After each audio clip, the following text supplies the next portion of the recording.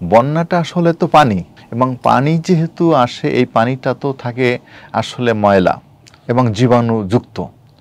সুতরাং বেশিরভাগ রোগ যেটা বাচ্চাদের হয়, বিশেষ করে আমি বলবো অ্যাজ এ শিশু বিশেষজ্ঞ হিসাবে, যে বাচ্চাদের এই পানিটা খাওয়ার ফলে, পান করার ফলে আসলে পানিবাহিত যে সমস্ত রোগ সাধারণত বাচ্চাদের হয়ে থাকে সেই রোগগুলোই বেশি হয়ে থাকে।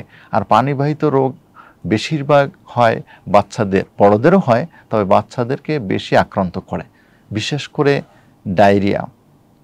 ডায়রিয়াটা রক্ত আমাশা এবং সাধারণ ডায়রিয়াও হয়ে থাকে।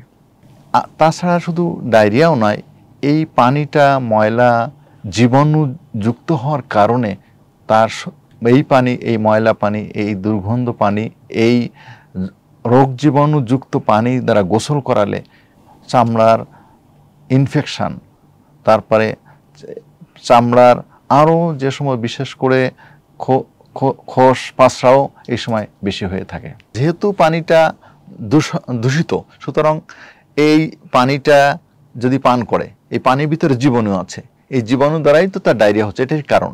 এবং এই যেহেতু জীবাণুটা জীবাণু দ্বারা এটা আক্রান্ত হচ্ছে, সুতরাং এক্ষেত্রে ডায়রিয়া হলে বাচ্চাদের যে সমস্যা হয় সেটা হচ্ছে তার শরীর থেকে পানি বের হয়ে যায়, তার শরীরে যে লবণ রয়েছে আমাদের, সেই লবণগুলো বের হয়ে যায়। তাহলে কি হয়? পানি শূন্যতা হয়, ডিহাইড্রেশন যেটাকে বলে।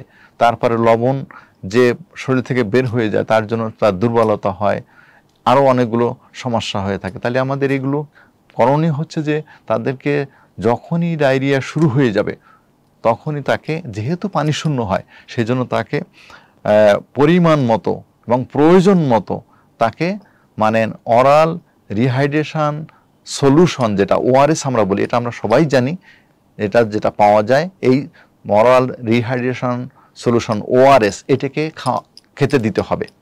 এবং খাওয়ার নিয়মও আছে যে এটা প্রতিবার পায়খানার জন্য বয়স অনুসারে মানে 40 থেকে 50 ml, ইভেন 100 ml পর্যন্ত, 100 ml মানে হচ্ছে 20 চামচ পর্যন্ত প্রতিবার পায়খানার জন্য খাওয়া লাগে। আর যাদের ডিহাইড্রেশনের ভাগ আছে, একটা হচ্ছে অতিমাত্রার পানি শূন্যতা, মাঝারি ধরনের পানি শূন্যতা, স্বল্প পরিসরে পানি শূন্যতা।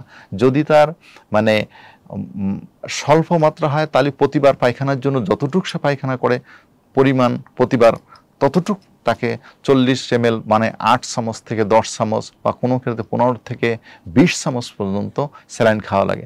আর যদি দেখা যায় যে তার ডায়রিয়ার পরিমাণটা বেশি, মানে মাঝারি ধরনের পানির শূন্যতা, বোঝা যায় তার কতগুলো চিহ্ন আছে, যেমন তার চোখ গর্তে চলে যায়, তারপরে তার পানি খাওয়ার মানে খাওয়ার আগ্রহ বেশি, তার পেটের চামড়া দেখা যায় মানে সুপসে যায়, যেটাকে বলা হয় মাঝারি ধরনের সুপসে যায়, তারপরে তার খিটমিট হয়ে যায়, সেক্ষেত্রে আমরা বুঝবো যে তার মাঝারি ধরনের পানি শূন্যতা হয়েছে।